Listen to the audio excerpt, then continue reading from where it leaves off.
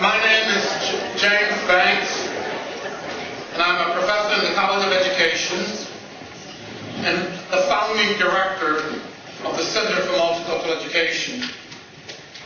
I am very pleased that you have come to join us in our 20th year celebration in the launch of the Encyclopedia of Diversity in Education.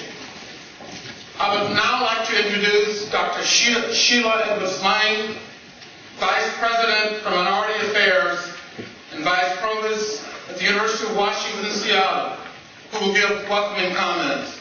She is a strong supporter of our center, a tremendous light on this campus for diversity, and a dear friend, Dr. Sheila Edwards-Lang.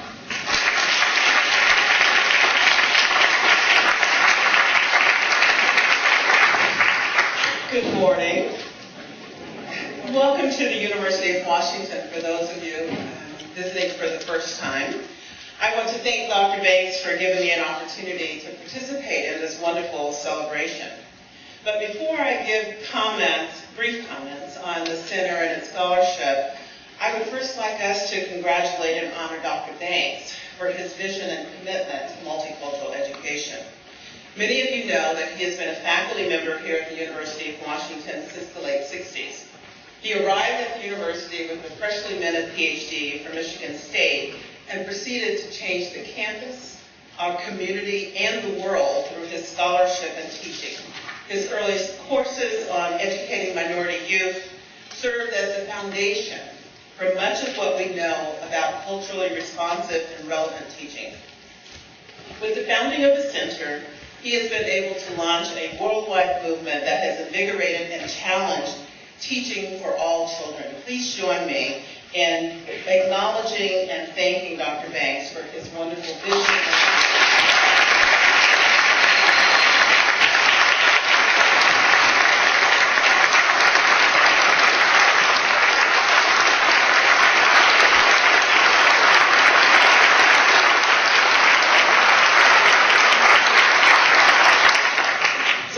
He asked me to do, but I couldn't let this occasion go by without acknowledging his leadership and his vision and his commitment to actually collaborating with others around the globe to push the boundaries of teaching and learning about equity in the classroom and academic achievement for all children. When he persuaded then Dean Alan Glenn to establish the Center for Multicultural Education 20 years ago, they did so as a way to both increase the scholarship, but also increase the diversity in the College of Education. And I have to say they were very successful in that regard. But what they probably did not anticipate was that they would increase the diversity at this institution. Dr. Banks and the center were pivotal in introducing the concept that world-class scholarship could attract both stellar faculty members and graduate students, and that researchers, scholars, and practitioners should and could work together to innovate a field. Here at the University of Washington, we established a Diversity Research Institute that actually models the center's practice of supporting faculty who are doing diversity-related research, enhancing their visibility, and connecting scholarship with practice. All of that came about because of the center's leadership. In fact, our Center for Curriculum Transformation, which for many years was led by Dr. Betty Schmitz, is based on the center's premise that we can transform the way that faculty teach and become more culturally relevant and inclusive in their practices in the classroom. And we have followed the center as an institution in its exploration of citizenship education within a global context. In fact, a few years ago, I decided, as we were thinking about how we could connect global learning with our own minority affairs and diversity programs, we took a team to an American Council on Education meeting called At Home in the World, Educating Global Connections and Local Commitments. Unbeknownst to me and other members of the team, ACE had already tapped the work of the Center for Multicultural Education and Dr. Banks to be the lead scholar on their emerging initiative. And this initiative is sought to engage higher education institutions in examining the collaboration potential between diversity, multicultural education, and internationalization. Since then, With leadership and scholarship out of the center, the University of Washington has sought to ensure that we graduate leaders who are prepared to work and live in a global society. And the center continues to be a beacon and a resource for our developing analytical frameworks and strategies as we seek to help students understand culture in both the U.S. context and in the world. 20 years is a significant accomplishment, and as the university's Chief Diversity Officer, I am honored and privileged to have the Center for Multicultural Education on our campus.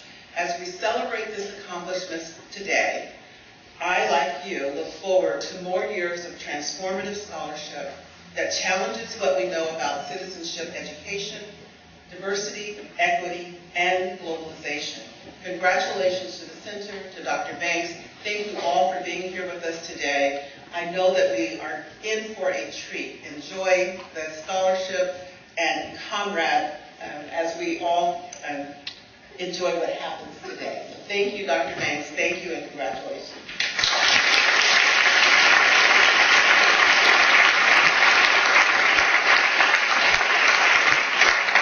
Thank you, Dr. Sheila Edwards-Lang. That was quite a surprise of your acknowledgement of me. I'm deeply grateful, but the audience should know it was a total surprise. I'm going to take less than 10 minutes before I introduce our esteemed colleague from Stanford, Professor Darling-Hammond. I want to talk just a little bit about the history of the center. When you registered for this conference, you should have received a brochure that we paid a lot of money for. So make sure you get a copy and keep it. We decided to go to $5. So that strained our budget. We thought 20 years, 20 years doesn't come about every day. So we broke the bank. When you registered for the conference, you should have received a little capsule history of the center. This brochure provides a brief history of the center on pages 3, 4, and 5, and on the back cover, where we list 7 of the center's significant publications, which are pictured. Please take a moment to read this brochure sometime during the conference. The Encyclopedia of Diversity in Education is being launched at the same time that we celebrate our 20th anniversary. A little bit about it. With about 700 signed entries with cross-references and recommended readings, the Encyclopedia of Diversity in Education is published in 4 volumes in both print and electronic formats. And it includes statistics, case studies, best practices, policies, and programs at the pre- and post-secondary levels. Diversity is a worldwide phenomenon. And while most of the interest in the encyclopedia focus on the United States, diversity issues and developments in nations around the world, including the U.S., are tightly connected. Consequently, to illuminate the many aspects of diversity, the encyclopedia contains entries from nations around the world in order to illustrate the many aspects of diversity. The diversity issues include race, class, gender, religion, language, exceptionality, LGBT issues, and the global dimensions of diversity. The encyclopedia took 3 years to complete. After Sage convinced me over months to edit it, I resisted, but they wouldn't give up. And I'm glad they pursued me, because, but I wouldn't do it again. I think it's like childbirth. I mean, it was a long, long haul.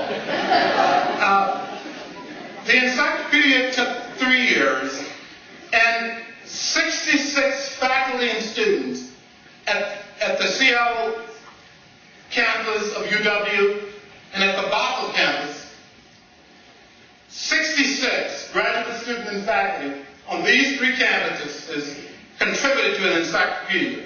I would like to honor those contributors by asking them all to stand, including our keynote speaker, who also contributed an article.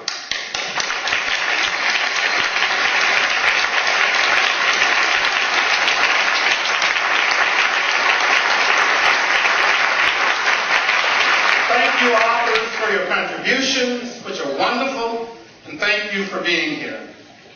There are excerpts from published reviews of the Encyclopedia on page 2 of your brochure. We were very fortunate to get 3 highly positive reviews from very prestigious journals, including Booklist, published by the American Library Association, the Library Journal, and Race Equality Teaching, published in the United Kingdom. Please take a look at how the Encyclopedia is being received from those 3 excerpts. We also want you to take a look at the 4 volumes, which are outside where you registered, and will also be in Hub 250 this afternoon. It takes a village to organize a successful conference and book launch. No one can do it alone. I would like to thank the research assistants in the center who worked very hard to make this conference and the book launch a success. Which, when I call your name, if they're in here, they may be running around in other places. Tao Wayne. Tao, he headed up. So-man Eon. So-man. But even my 2 research assistants, we couldn't do it by ourselves, and we asked of volunteers from multicultural PhD students, and we got them. And let me hold your applause till I name them all. I'm going to ask them to stand. Yiteng Chu, a graduate student from China. Dennis Rudnick. Adewale Atali. Rumini Sarah. Jane Lowe, and Ink Song Yeo. Let's give them a hand.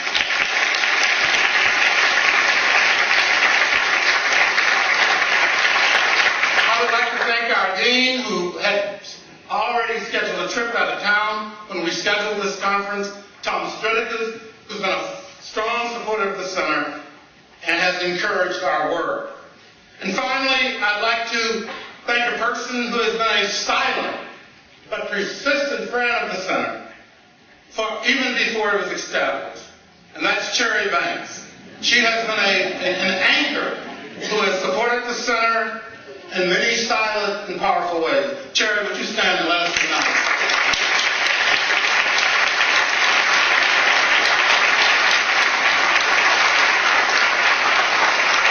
Just a couple details before I introduce Professor Darling-Hammond. Lunch. You can have lunch in the food court in the hub, down on the first floor, is that right? The basement, we called it in the old days. Level 1, it's now called. You can have lunch in the hub, or you can have lunch. One of our research assistants has put together this yellow sheet in your folder. If you want to walk up to the Ave, be sure to get back by 1:30. That's a list of places on campus as well as on the Ave. And it's a beautiful sunny day for the 20th anniversary. It's cold, but we have to make it cold in order to stop the rain. So that's the exchange. Introduction of Professor Linda Darling-Hammond. Professor Darling-Hammond is the Charles Ducommun Professor of Education at Stanford University, where she is a co-director of the Stanford Center for Opportunity and Education.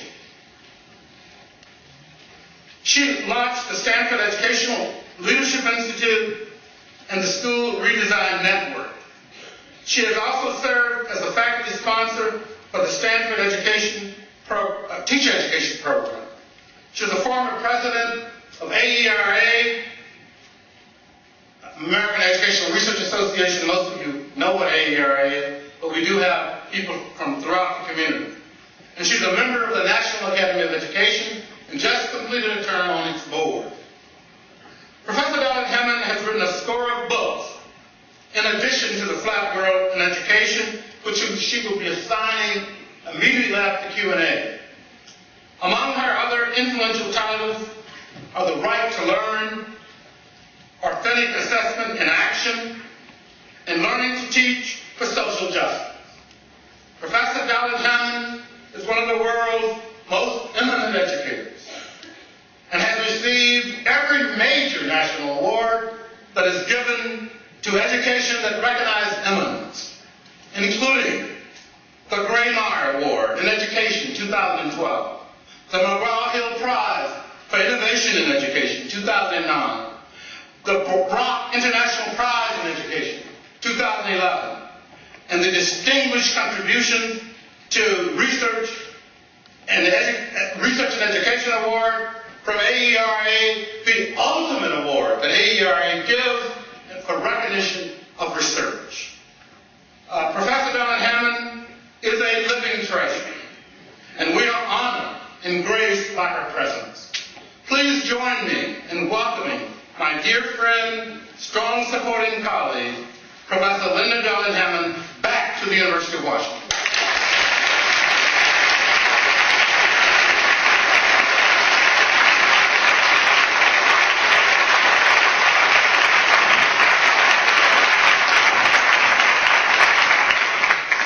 Thank you so much. We're going to do a little magic with the technology here. And let me just say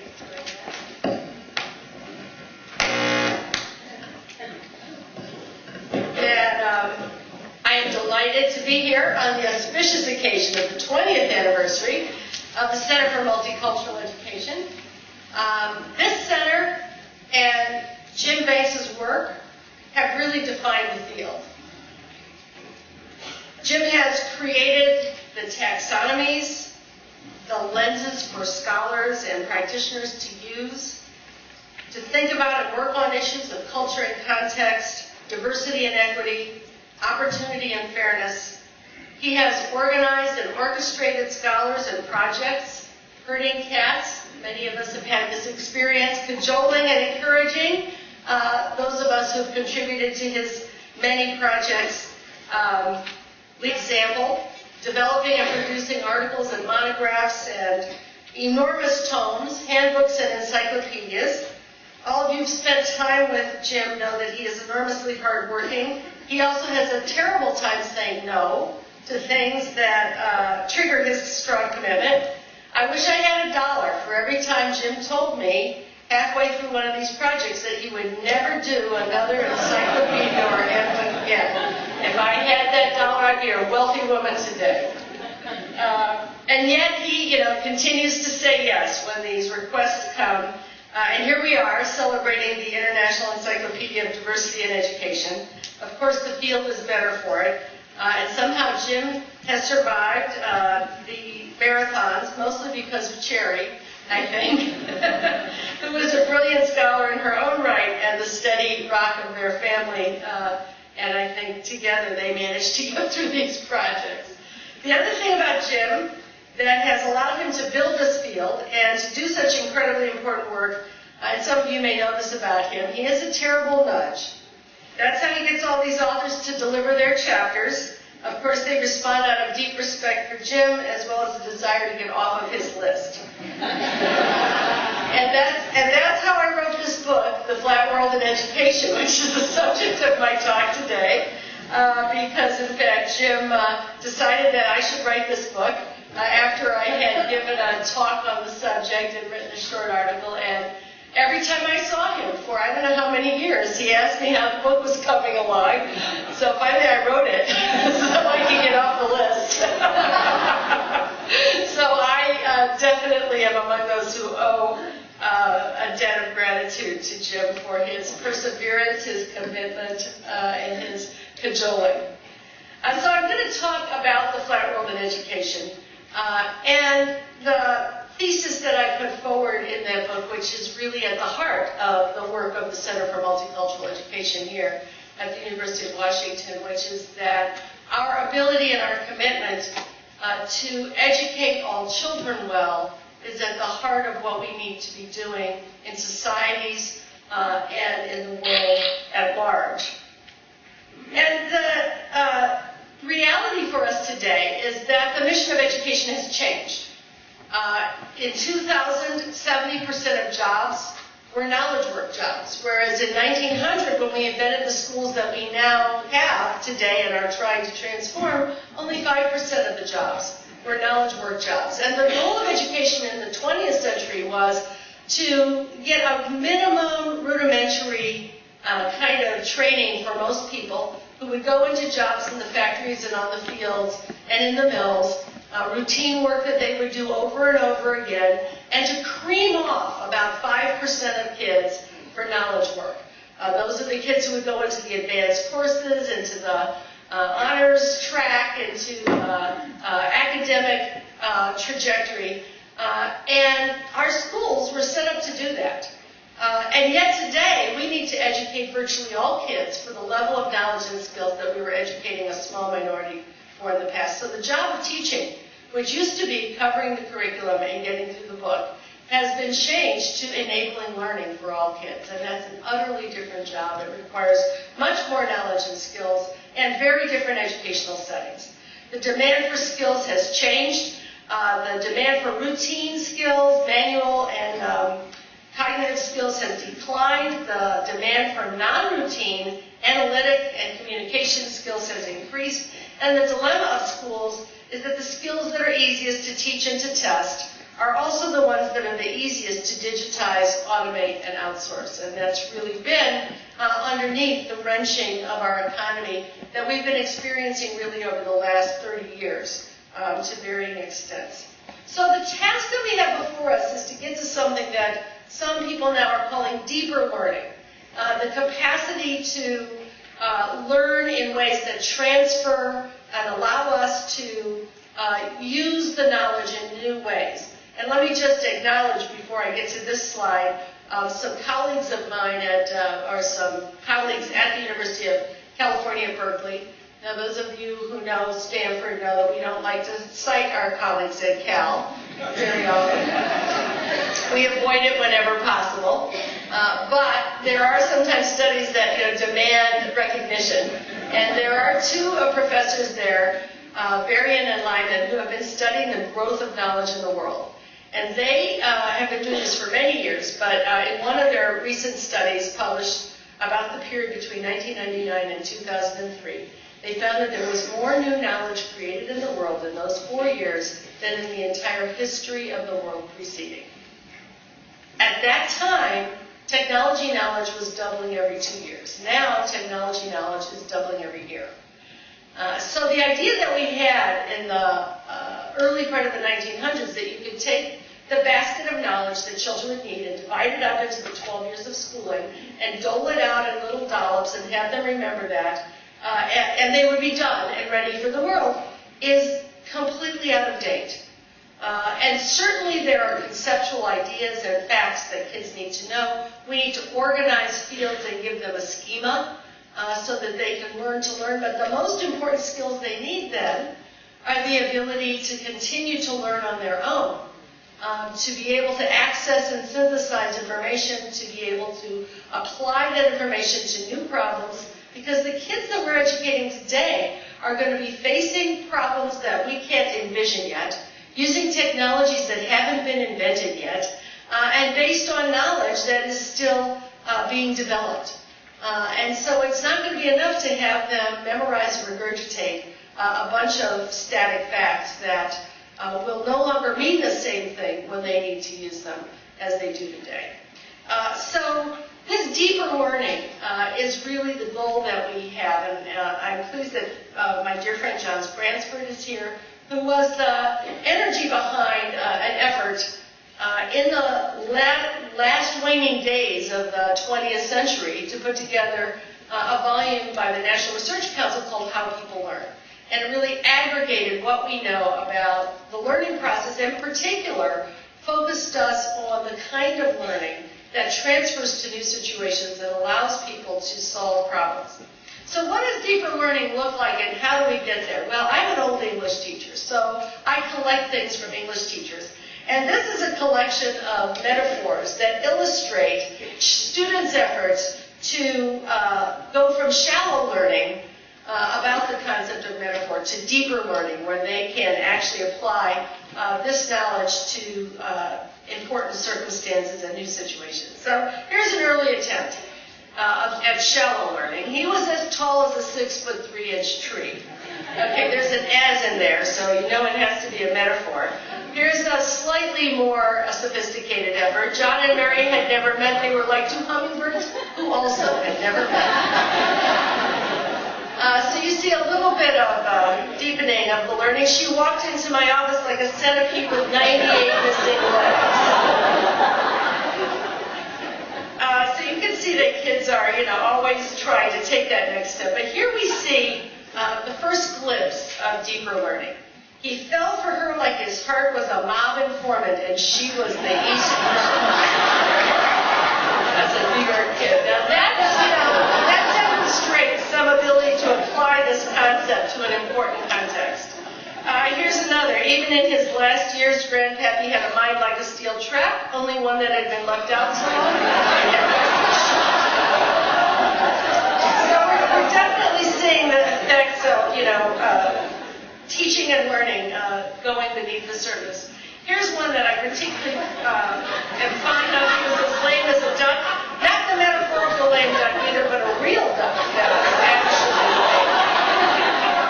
I had this kid in my class, I swear. It's the one that didn't want you to write cliche in the margin. Now here we're getting to serious deeper learning. She grew on him like she was a colony of E. coli and he was room temperature Canadian tea. Never doubt that our students can understand deeply. The plan was simple like my brother-in-law Phil, but I'm like, Phil, this plan just like yours. We see a touch of irony, and here we go as the sort of pièce de résistance. Her vocabulary was as bad as, whatever. So our kids are capable of deeper learning, but the way in which we educate them has a lot to do with whether they get there. And what we need to be aiming for in this era for all students is an understanding of the meaning and relevance of their ideas, their ability to apply them to complex real-world tasks, to transfer knowledge and skills, communicate and collaborate, and learn to learn. What deeper learning is not. I think this is a little policy lesson that I want to call to our minds. You recognize this gentleman, some of you probably. This is Ferris Bueller's high school history teacher, and the point I will make about him is that he actually represents what many policymakers have thought is the basis for what you need to have to teach, and we'll talk about that in just a minute. The Republican-controlled House of Representatives, in an effort to alleviate the effects of the Great Depression, passed the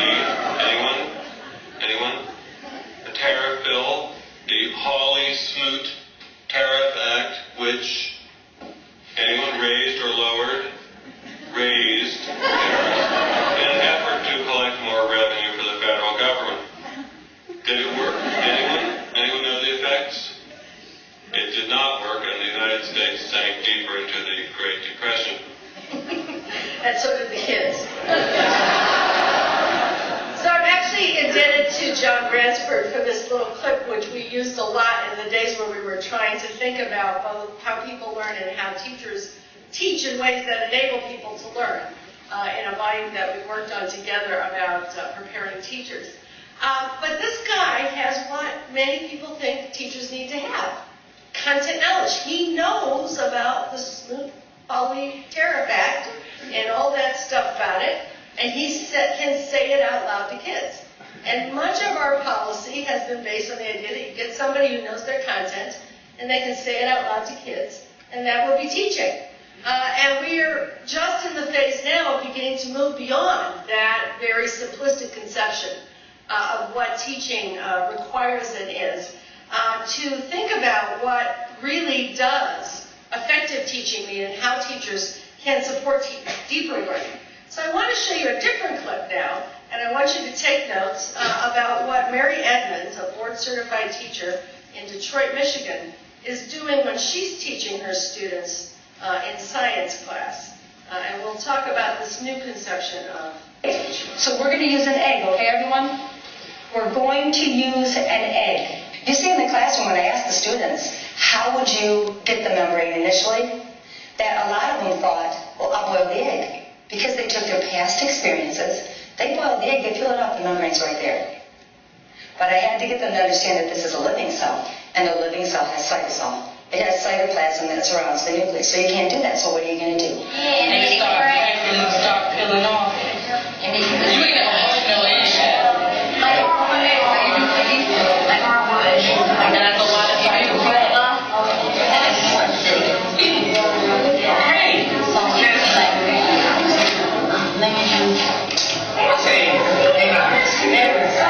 See, I had the students decide how to dissolve it.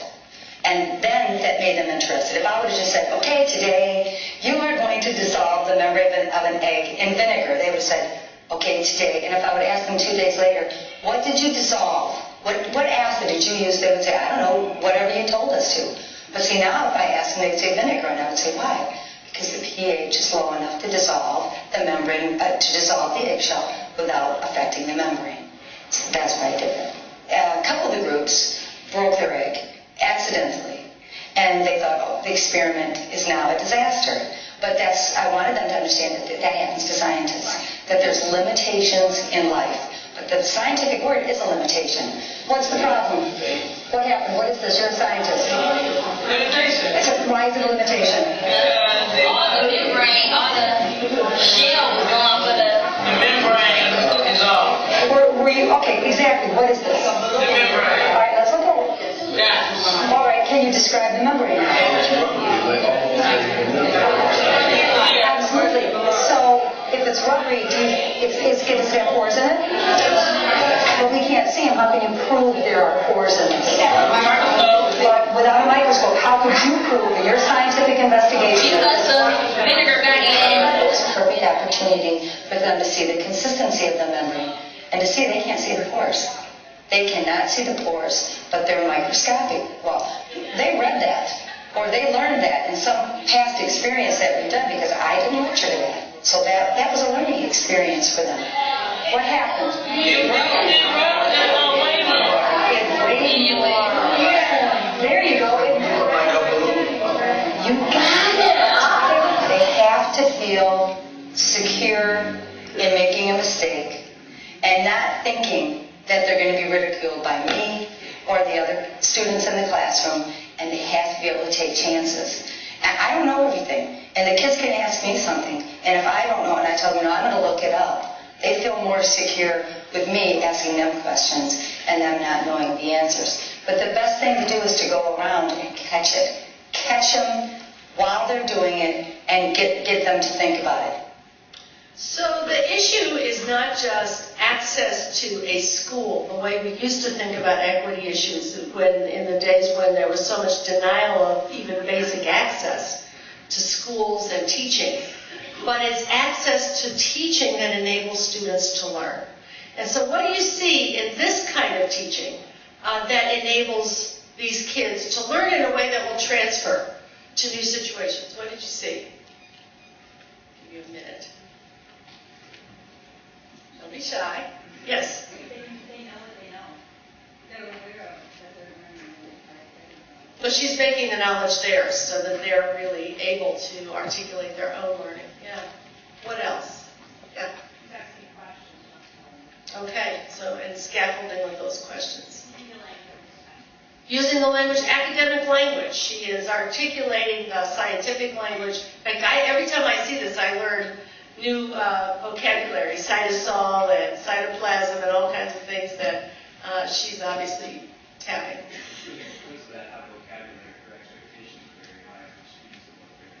Yeah, obviously. And she makes it possible for them to meet those expectations. Yeah.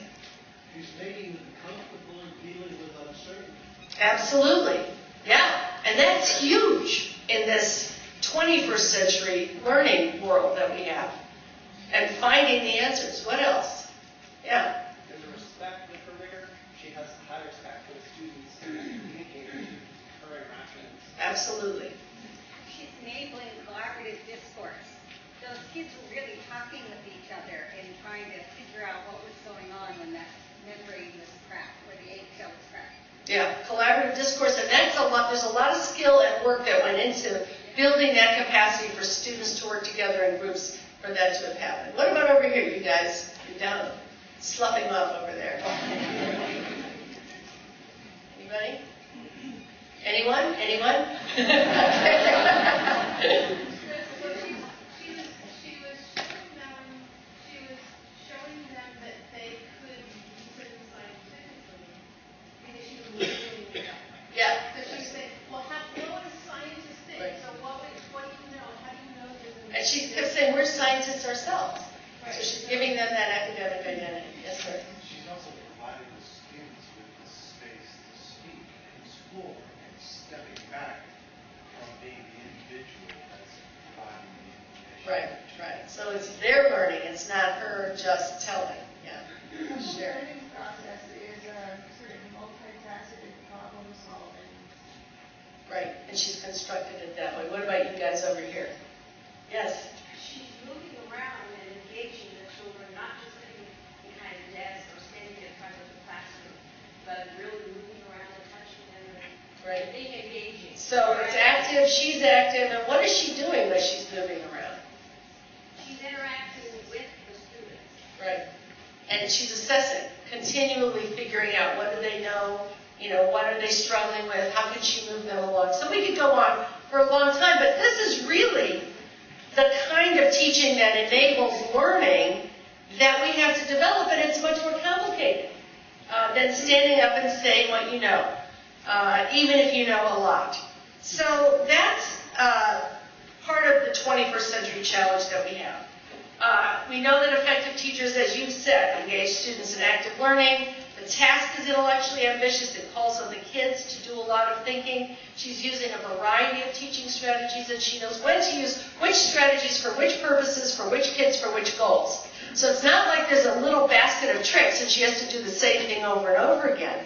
As we often see in the curriculum wars that get discussed in this country, where we have a war between, phonics and whole language, or math for understanding and math for memorization. She knows a wide variety of strategies and how to use them. Obviously, she's assessing student learning continually, and she's adapting her teaching in the moment to those evidences of learning, creating the scaffolds and the support for language. Somebody mentioned the language learning as well as the content learning. High expectations, constant feedback. Here's another piece that is going to be very important in the pedagogy for 21st century is the opportunity to revise work. What we know from the work of people like Dylan William and Paul Black and others is that there's a lot of evidence that formative assessment, where kids get feedback, not grades, they get feedback about what they've done and what they need to do next, and they have the immediate opportunity to act on that feedback and to revise their work, produces very strong learning gains and reduces achievement gaps. Because kids who have not had experience with that content before, as they get experience, very rapidly have the opportunity to grow and learn. But much of our content coverage strategy has been give content, give a test, give a grade, give content, give a test, give a grade, and it kind of march through, and kids who are falling behind continue to fall behind, and you're just kind of taking whatever the first attempt is in understanding information rather than using guided practice, giving opportunities for revision. So this I underscore as probably the most important thing we need to develop pedagogically and in our curriculum. And then, of course, being able to manage a collaborative classroom. Beyond this, we now know something about equitable teaching. That equitable teachers learn to see and hear and understand the child. They engage in two-way pedagogy, where they're not just putting out information, but they're always gathering information about the kids and what they're thinking and how they learn and what they bring to the classroom and what their context and experiences, so they can build on that, make the connection between what kids know, their prior knowledge, and where they're going. Paulo Freire talked a lot in his discussions about teaching about how teachers needed to learn to look and listen and document what kids were saying and doing and learning in order to be able to meet them and develop strong learning. Obviously, finding out about what kids bring, having many tools for the scaffolding and coming at it in different ways, developing culturally responsive practices and awareness, developing language. And then another one I would reinforce is the importance of developing confidence along with competence and how those two are related. If kids go through school and what they hear is you didn't do this well, C-, D, whatever, and they don't get to learn how to develop competence reliably, then they're going to have no confidence. And if they have no confidence, if they don't identify themselves as a student who is a learner effectively, then they're not going to have the motivation to continue to put forth the effort to continue to learn. So figuring out how to allow kids to become competent, to create the context and the tasks that allow competence, again, that revision with feedback is a part of that, and then labeling that competence so that kids have the confidence to persevere is going to be really important when we address Common Core standards, high expectations. How are we going to get kids there? That has to be part of the agenda. And then, of course, reaching out to families and being culturally connected. So we have a challenge in the United States today. People talk about the achievement gap. Every fall we get the data from the standardized test that says there's an achievement gap between white and more affluent students in the U.S. and students of color and those in poverty. There's also a gap between U.S. students and those in other high-achieving nations that have made greater and more equitable investments in education over the last 30 years. 30 years ago, if you look at the United States over here, we were the most high-performing nation in the world in terms of educational attainment. At that time, we were first in the world at the end of the 70s. We were 13th by the year 2000, and we are now about 25th in educational attainment. And the little black, yellow, and red bars are the amount of gain that other countries have made in educational attainment in the decades since then. The largest gains have been made by South Korea, which was 27th in the end of the 1960s and is first in the world in educational attainment today. But there are now many countries that now graduate over 90% of their students, while we have been stuck at 70 or 75% for a number of years. Many of you have seen the PISA results, where we do sort of above the international averages in reading, about the international average in science, and below in mathematics. And we're accustomed now to seeing countries like Finland, Singapore, South Korea, Canada, Australia, New Zealand near the tops of the rankings routinely. Many of them countries that years ago had very little in the way of an education system. When Singapore became independent in 65, very few members of the population were educated. Korea came out of the Korean War with only 15% of its school buildings left standing and only 10% of people getting a high school education. Finland was considered sort of the low-tier nation in Scandinavia and kind of a very bureaucratic, inequitable, dull education system 30 years ago. So we see those gains. But the other thing that is invisible in those rankings is the poverty rates of PISA participants. So here what you see is that the U.S. is first in the number of kids in poverty. 1 out of 4 children in poverty. The next country over from OECD is Mexico. So we're right almost equivalent with Mexico. And if you looked at the poverty rates of these countries after government transfers, after food and housing and healthcare supports are taken into account, most of these countries have a childhood poverty rate that is down near 5% or below, because they take care of making sure that kids have housing, healthcare, and food security. And we don't even do that at this point. We're at a moment in our history which is nearly criminal with respect to the treatment of children. In counties and districts near me in California, there are a number of them that have 1 in 10 kids homeless, with no place, no permanent place to live, other than in shelters or with relatives or in cars and so on. The poverty rate in California is 53% of kids in public schools. So this is part of the story that's not being told about what is going on in education. Now here's another part that's rarely told. If you look at schools where less than 10% of the kids live in poverty in those schools, the U.S. is first in the world in reading, ahead of Finland, South Korea, and all the other countries. And remember, in most of those countries, fewer than 10% of kids live in poverty generally. If you look even at schools where 10 to 25% of kids live in poverty, way above any of the other industrialized countries in the world, we're third in the world in teaching reading. Our schools are doing something right. Our teachers are dealing with very high-need contexts relative to teachers elsewhere and producing strong results.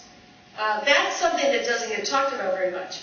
Even if you look at schools where 25 to 50% of kids live in poverty, U.S. schools outscore most nations in the OECD. We're above the averages. Now, here's the area where the issues lie. Schools with 50 to 75% or more than 75% of kids living in poverty, something unheard of in industrialized countries in Europe and most of Asia, are lagging and, score, as you see, next to Mexico for those schools. But that's a growing share of our schools. Apartheid schools, because of growing segregation, which are usually 90% or more African American and Latino students with almost all of the kids living in poverty.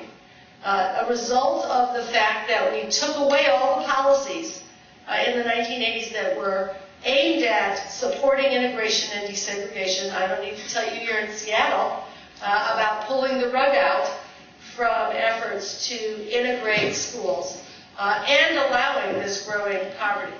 So we have this desperate level of inequality that is growing worse.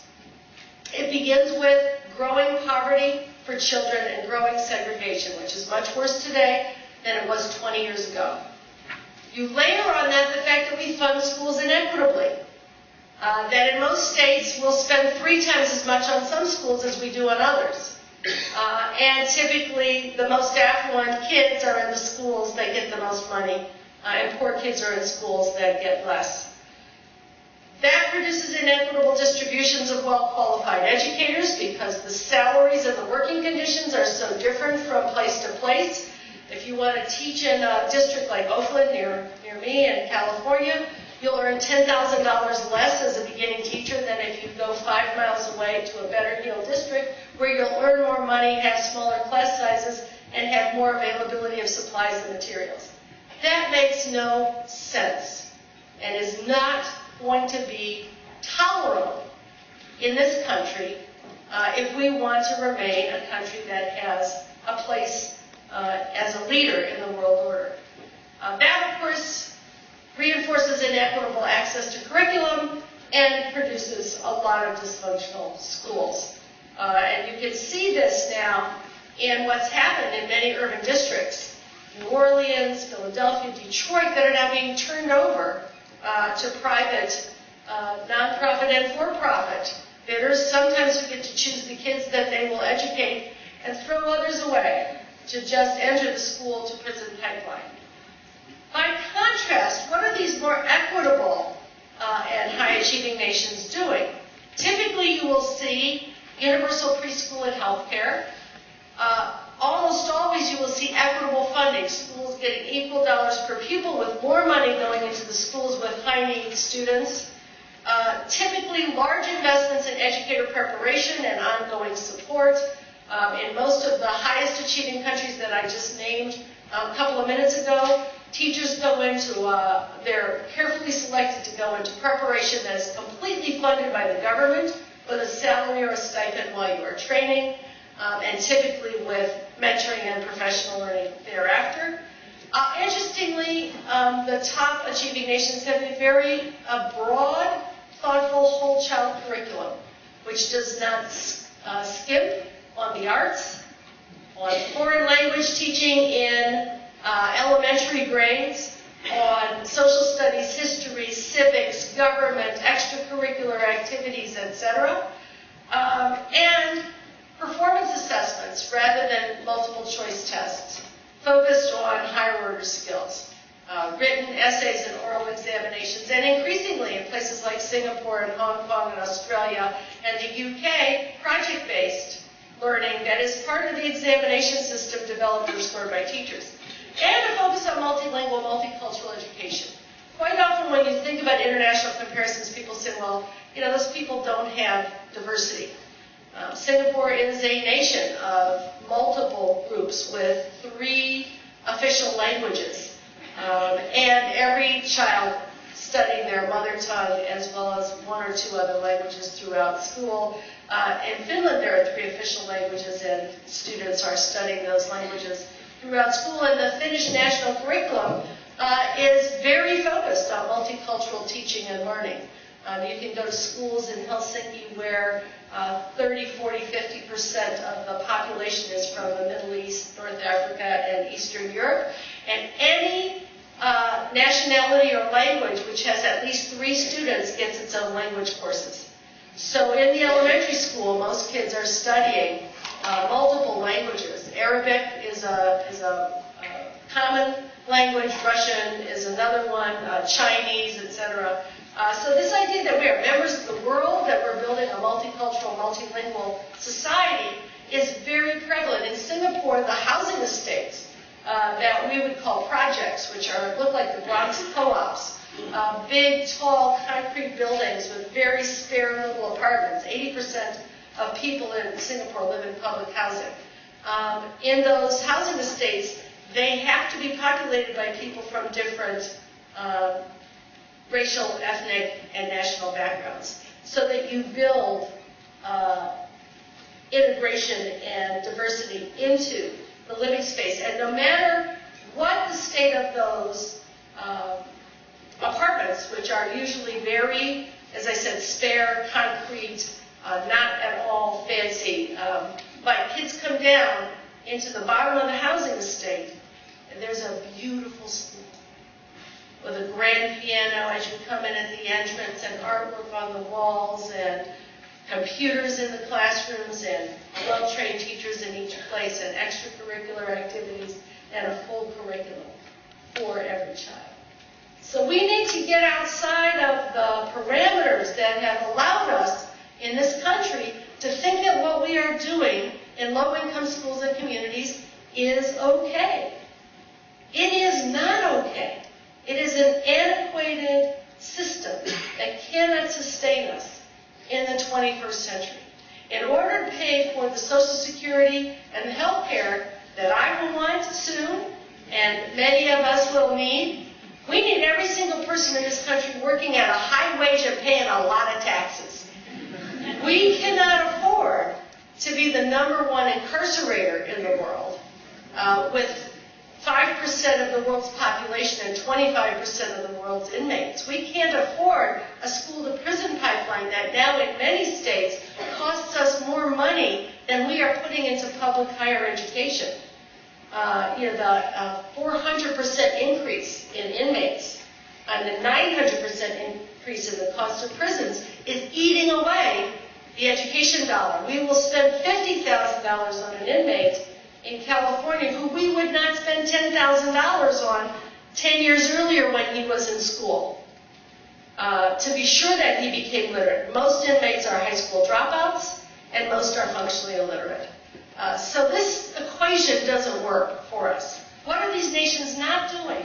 They're not ranking and labeling schools and teachers based on tests.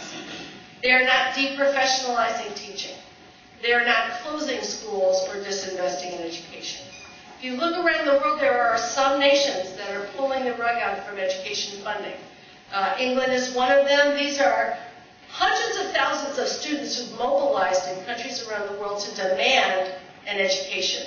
That's our hope, that the people in this generation will demand what they know they need to have to succeed and survive. All I want for Christmas is an education this is in Barcelona, hundreds of thousands of students mobilizing to demand access to education. In the United States, why is there always money for war and not education? And in California, we consider ourselves our own country, hundreds of thousands of students mobilizing. Our challenge is that our current policy strategies tend to go straight to the periphery of the issues. We have policies that are being pushed at the federal level to reduce preparation for teachers and race to the top. States had to say how they were going to expand alternative routes and reduce the amount of time spent in preparation. Let's bring in people who have little preparation and then fire the low performers, rather than building a profession in the way that other nations do. The continuing cycle of support for this idea of merit pay, let's give bonuses to people who will go into high-need communities or who will get their test scores up. But that's not going to work if you don't have competitive, equitable salaries in the first place and strategies to share expertise among teachers. Managing schools by test scores without attention to whether kids are completing school. We've created incentives now to get rid of these kids who score low, rather than to educate them well. Or whether important learning is going on in school. Target sanctions and school closings without attention to poverty and school resources. We now have third-generation schools in places like Chicago and Oakland and others that were closed under No Child Left Behind because under-resourced communities with under-resourced schools had low test scores. We closed those schools, opened new ones. They are now failing under No Child Left Behind and being closed again. And new schools are being started, and meanwhile, the issue of inadequate school resources, inadequate resources for children and their lives of learning has not been attended to at all. That situation has only gotten worse. And then requiring charters without ensuring access to those schools and supporting innovation throughout the system. So what do we need to do? The first thing I think we have to do is really acknowledge that equity and excellence go together. We've had a discourse in the country that somehow equity and excellence are opposed to each other. And that resurfaces frequently. Anna Urbanski, the head of the Rochester Federation of Teachers, put it this way. Excellence and equity are not opposing concepts. The definitions of the words include each other. Excellence without equity is simply not excellence, it is privilege. Excellence is superlative performance starting from a level playing field. Performance made superlative through extraordinary effort and talent, not from the relative advantage of some at the expense of others. True excellence requires equity as a precondition. And equity without excellence is not equity, it is tokenism. And it leads to a mediocrity that is good for no one's kids. Equity means we push every one of our students to excellence and tell them in no uncertain terms, we will support you along the way no matter who your parents are, where you may have been born, the color of your skin, where you live, how much money your parents make, the structure of your family, your prior academic performance, or even how long you have been in the district. You are ours, and we will support you. So what do we need to do? The first thing, obviously, is we have to create a level playing field. We have to tackle the issue of redesigning school funding systems to create equal access to stable educational resources. This is a tough political issue. We have 44 states that have had school finance equity lawsuits going on over the last decade. So almost every state has a state bird, the state flag, and the state school equity lawsuit. We were pushed to the states when in San Antonio v. Rodriguez, the federal government said this is not a federal issue, there's no federal right to education, but there are people working now to articulate a federal right to education, to insist that we move beyond our claim to this 200-year-old funding system. And we've got to change the conversation that was put in place in the 1980s that said that inputs don't matter. It's only outcomes. All we need is testing. If we just had testing, we would drive improvements. We have to insist that inputs matter and they must be fair. And then we've got to focus them on what matters, well-qualified teachers, curriculum, and instructional supports. We have to provide an even start. We know that early childhood education has a payoff of $7 to $10 for every $1 we invest in it, and still, a third of our low-income kids do not get access to early childhood education. A study at Johns Hopkins recently identified the fact that between rich and poor ninth graders, a third of the achievement gap was present at the beginning of kindergarten. And we have data that shows that with good, high-quality preschool, that can be substantially narrowed. 2/3 of it came from summer learning loss, and that's the other side of that, is creating rich experiences for kids all year round. And preschool needs to focus on what children need, which is play, which is arts, which is learning of language in many ways. While the brains are plastic, we should be learning multiple languages, which is a rich child developmentally appropriate curriculum. There was a study in Germany some years ago when they had a press as we do now for academic kindergarten. And they actually followed 50 academic kindergartens and 50 play kindergartens and all of their children for about 5 or 6 years until they were 9 years old. And they found on every measure, math, reading, industry, which they measure in Germany, social responsibility, attachment to school, the kids who had played kindergarten outscored the kids who had academic kindergarten by the time they were 9 because they got what they needed to build the foundation for their learning when they were little. We obviously need to support a strong profession of teaching and of school leadership. And that means we got to do what high-performing systems do. People to become teachers, that means you got to pay people adequately in a competitive way. We now pay teachers in the United States at 60% of what other college graduates earn.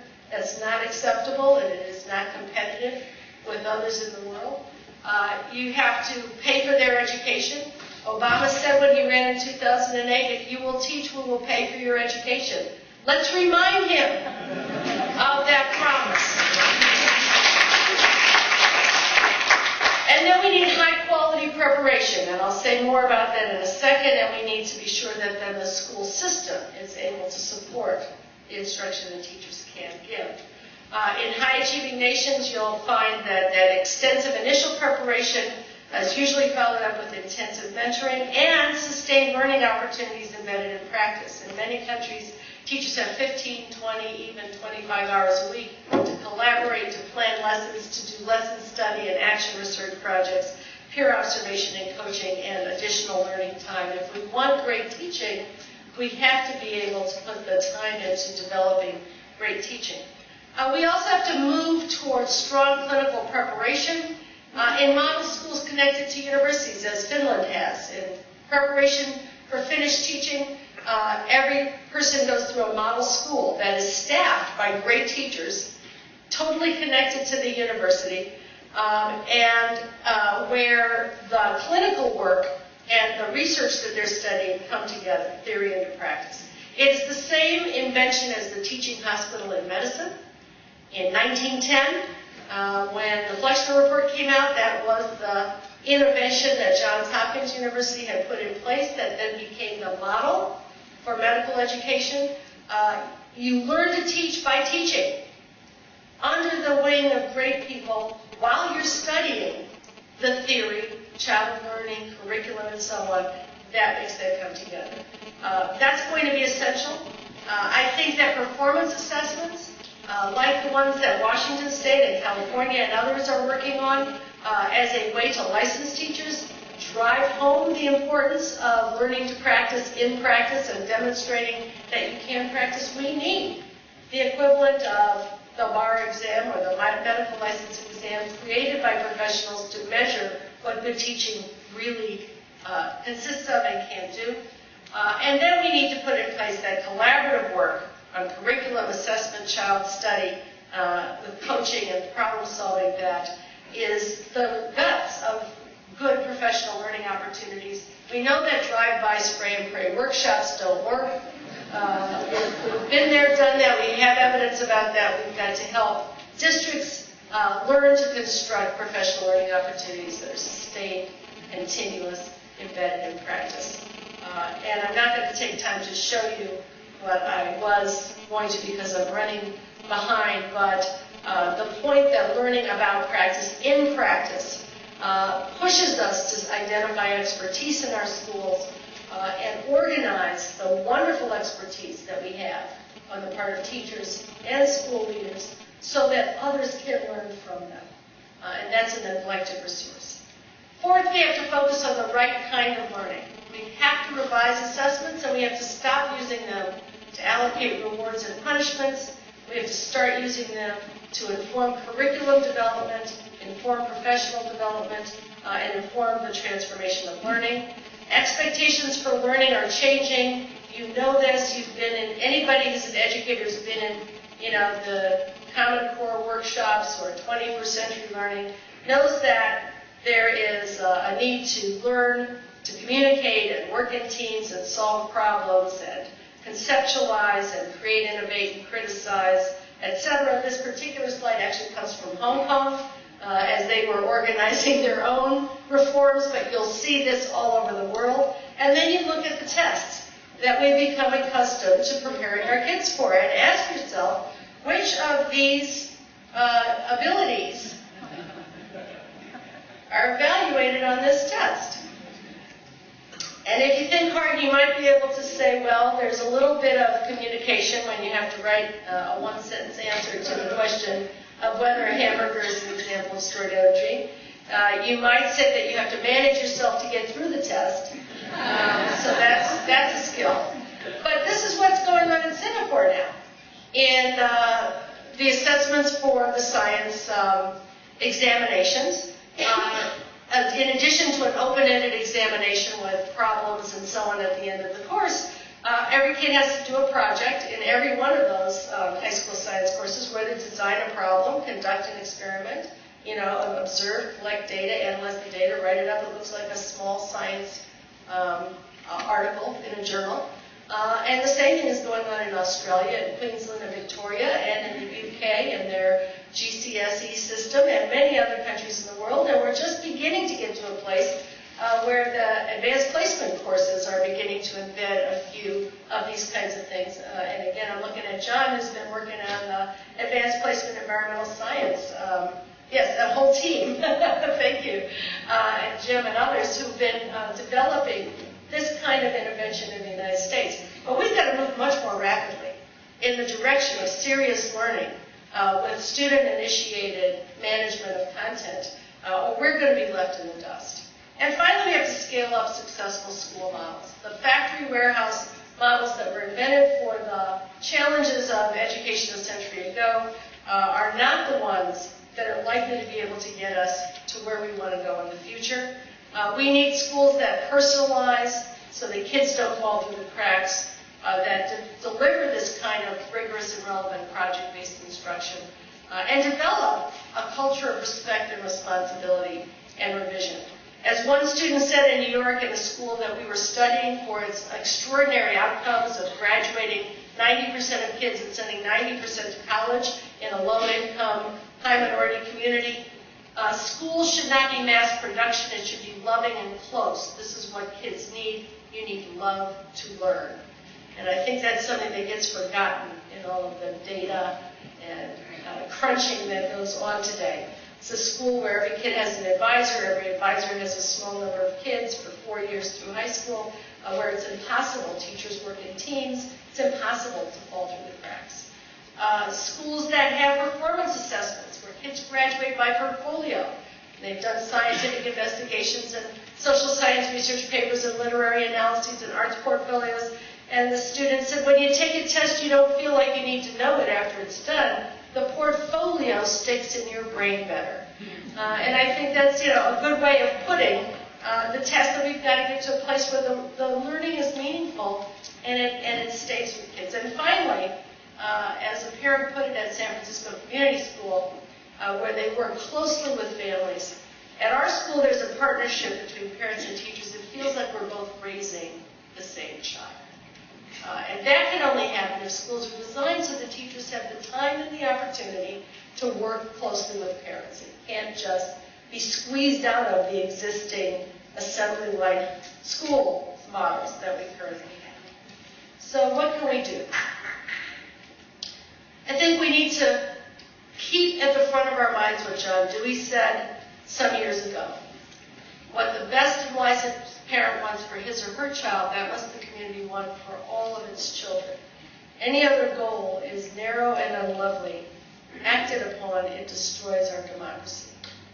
And we're not going to get to this goal by privatizing our schools by setting winners and losers, by entering into a competitive approach that identifies some as successful and leaving others to be unsuccessful. We will get to this goal by making the investments in our public education system in an equitable way for all children that will allow us to be sure that what the best and wisest parent wants for his or her child is in fact happening in every school. And that's difficult work. And those of you who work in school systems and in universities and in other parts of the education system know that it takes a lot of courage to stand up for these principles, whether it has to do with undoing an unjust tracking system in your school, whether it has to do with standing up for that child who is otherwise going to be pushed out of the building, whether it has to do with advocating for special education programs and students, whether it has to do with the politics of school funding and racial justice. So I leave you with the words of Martin Luther King, who reminded us that on some positions, cowardice asks the question, is it safe? Expediency asks the question, is it politic? And vanity comes along and asks the question, is it popular? But conscience asks the question, is it right? And there comes a time when one must take a position that is neither safe, nor politic, nor popular. But we must do it because conscience tells us it is right. Thank you.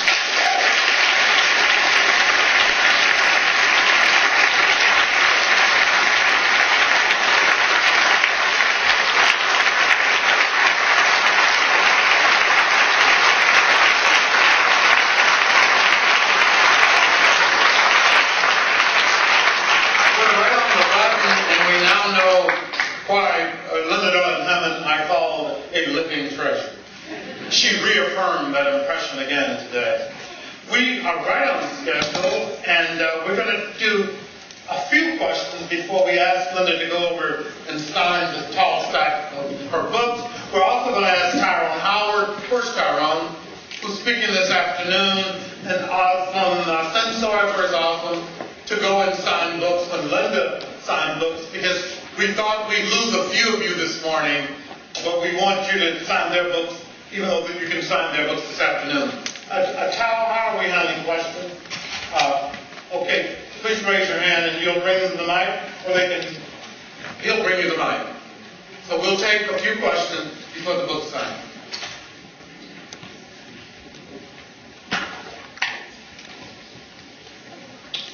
Hi, so given the most recent election, I'm wondering if you see charter schools as categorically ineffective, or if you see them as having a place in an equitable and effective educational system here in the United States at all. We're detaching here from all the technology.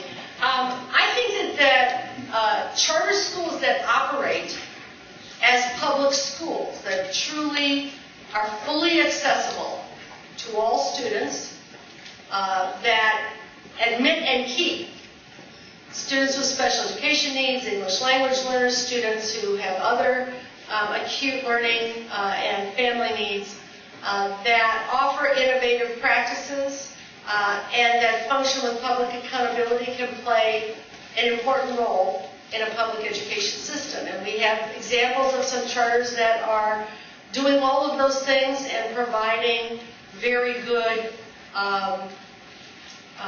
choices for parents. The problem we have in the charter sector right now is that from state to state and from city to city, there are many that are not playing by the same rules as regular public schools, so to speak, with respect to access. There are, for example, in Louisiana, charters are allowed to admit, they're allowed to have selection criteria, they're allowed to have selective admissions, they're allowed to be for profit. There are abuses in places like, in New Orleans, the Southern Poverty Law Center had to sue because the schools were turning away special education students. Nobody would take them. And when you have an accountability system that's only based on test scores, the incentive is for schools to try to get and keep the kids who can score well and avoid teaching the kids who have challenges.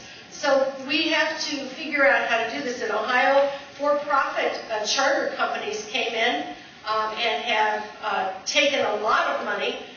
One of them, which had thousands and thousands of kids supposedly learning in online context, most of the kids didn't even have computers. Their graduation rate was 3% for African American males. So we have these abuses across the country, and chartering has really, although it started out as a public sector method for innovation, has become a privatization movement in many parts of the country that is taking education resources and handing them to folks who are not committed to educating all kids in ways that are responsible. So I think if charters are to have a role in a public education system that's a strong one, that provides good choices, we need to have the kind of parameters everywhere that only a few places have today to be sure that they fit in. I am, by the way, somebody who's worked with a lot of charter organizations, and I know a number of them that are very, very fine educational experiences, but I think that we have neglected the accountability side of the equation with respect to charters, and we have not distinguished between what serves the public good and what is actually a privatization strategy. Go ahead. Linda, it's one of my great disappointments that you were not the Secretary of Education when Obama was elected president. And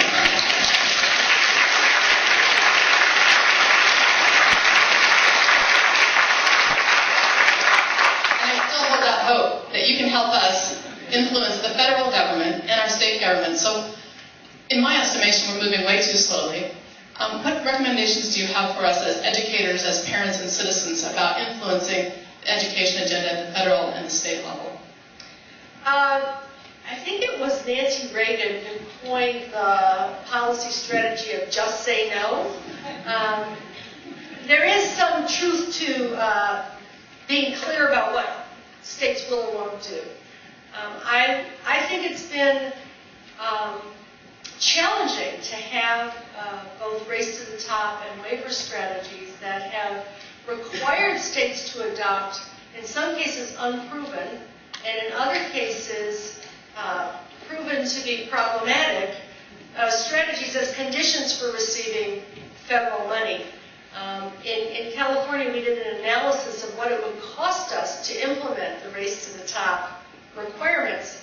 It was in the order of $3 billion to get a couple of $100 million in federal funds. So we just said no.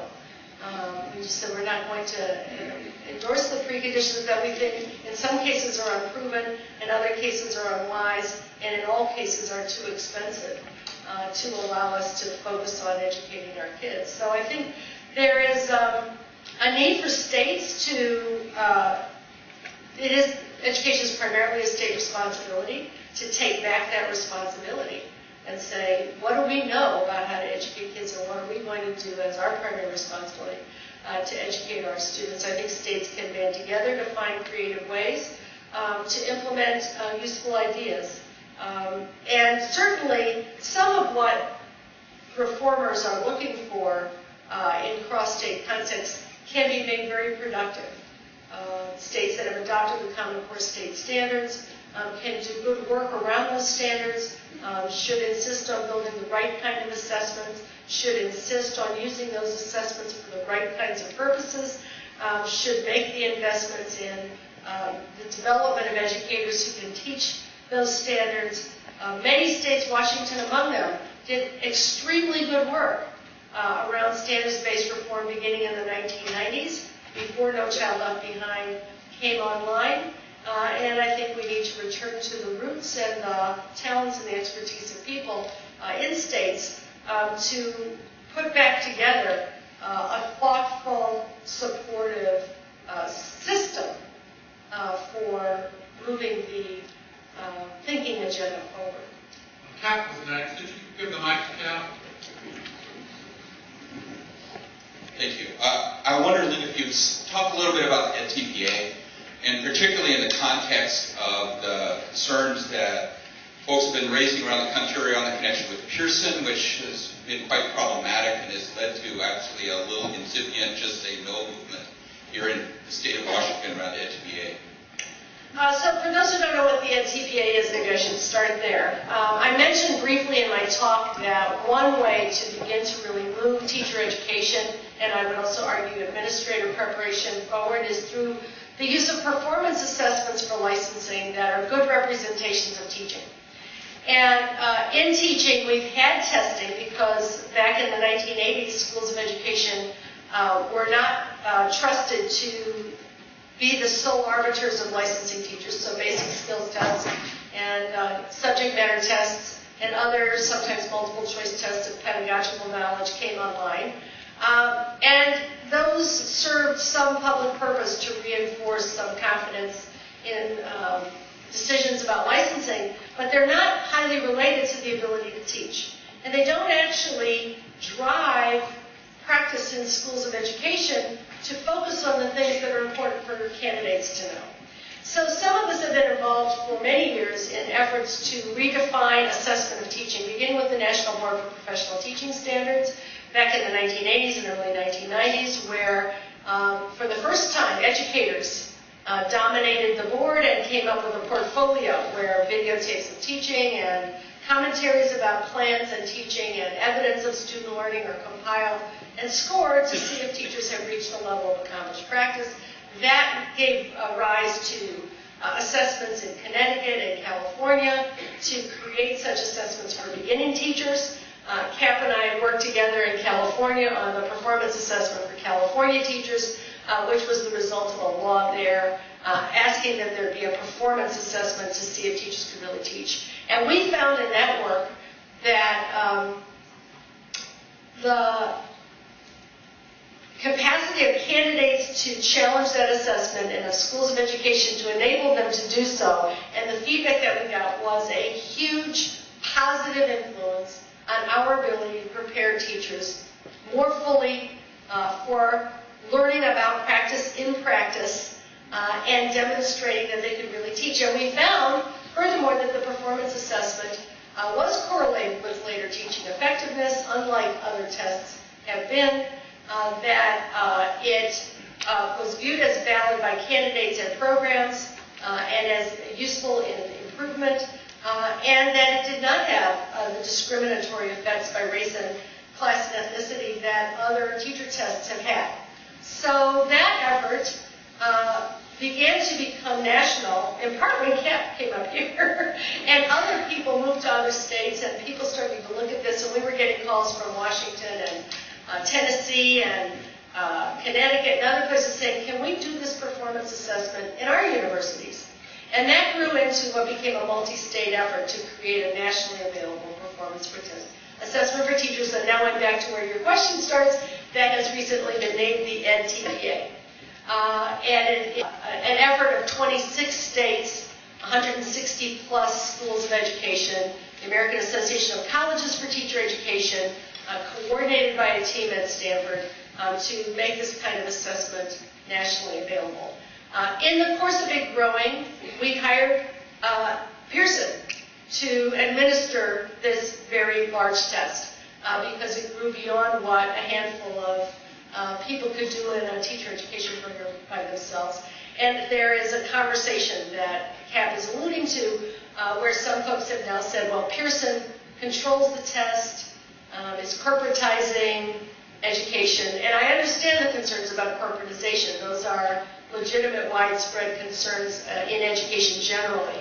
But in fact, in this case, Pearson does not control the content of the test, the scoring of the test, any aspect of the policy about the assessment. It is controlled by members of the profession, accomplished educators and teacher educators through a policy board, etc. So I think the issue about the assessment that we really ought to be taking up is whether there is a way to begin to set a standard for teaching that the profession agrees with, that represents what the profession believes is important, which is what has happened in law and medicine and nursing and psychology and engineering and accounting, where the members of the profession develop the assessments that are used for licensure, and that we commit to as a standard which would allow us to do what we need to do for children and families, which is to say we guarantee as a profession that a common body of knowledge has been mastered and a common set of skills has been mastered that could be used on behalf of your child. That's what professions promise the public. And if teaching cannot promise the public as a profession that it will dispense this obligation, then it can't be a profession. We also can't arbitrate all of the many pathways to teaching that we now have. Because unlike countries that have made these big investments in teaching, in the United States, we are where medicine was in 1910. In 1910, you could become a doctor by following somebody around in a buggy and selling tonics. You could become a doctor by spending 3 weeks memorizing a list of symptoms and a list of cures. You could become a doctor by sitting in a university and getting no clinical practice or treating patients without any knowledge base. Or you could become a doctor in the way that Johns Hopkins University had designed and that Abraham Flexner identified in his report, which is to study the sciences of medicine that had been organized so that people could access them, and then work in a teaching hospital under the wing of practitioners who knew how to use that knowledge. So that the promise that professions make that you will use the knowledge that the profession has aggregated, not just your own idiosyncratic beliefs and ideas, could move forward. That's where we need to get to, in my view, if teaching is going to be a profession and if kids are going to have some guarantee that the person who works with them knows something about child development and learning, can teach reading, understands what to do for English learners, can work with students who are autistic or dyslexic or have other learning differences. We have to have a standard.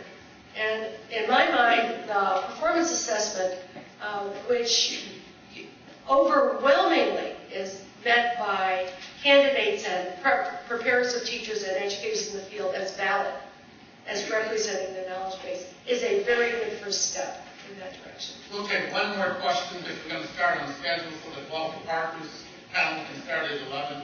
Thank you. We'll take one more question, and then we will make two presentations, then we'll go from there. One more question. As an educator and as a parent, I have a very specific question. What's your idea about digital homeworking? Because my kids go to a school where math and learning is done electronically. They're supposed to go 20 minutes or an hour to do some level of skill, A1, B2, whatever it is, or read kids, take notes. And for me as an educator, I see this as a good resource. If the parent doesn't have knowledge to teach, they could do self-teaching. But as a parent, it's so frustrating to have my child in front of a computer an hour, and it's like torturing and trying to add those numbers. And honestly, some kids are so smart. They can see the title subtraction, and they get big number and subtract it without even reading a problem. So what my point is, how much is this content learning as an educator side, and how much as a parent am I supposed to prepare him for a class? I mean, some kids, your point on this. Who wants the microphone? No one's going to have it. I think it's clear that digital resources for learning are going to be more and more available. And the big question we have is how to use them productively and effectively in the right ways, in the right amounts and so on.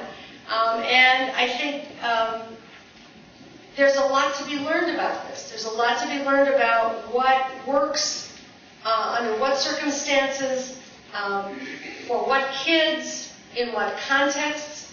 I don't think in the long run it's going to work to outsource most of the teaching process by saying go home and do it on your computer for hours at night. Now there will be kids for whom that will be a very effective strategy.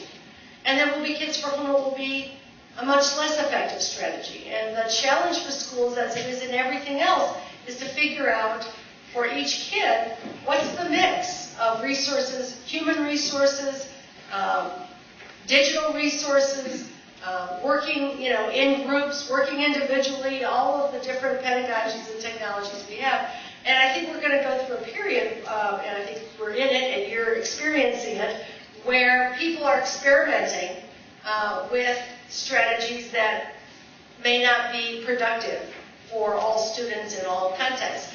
What I would say for all of us as parents and as educators is, as these efforts are underway, speak up about what works and what doesn't work.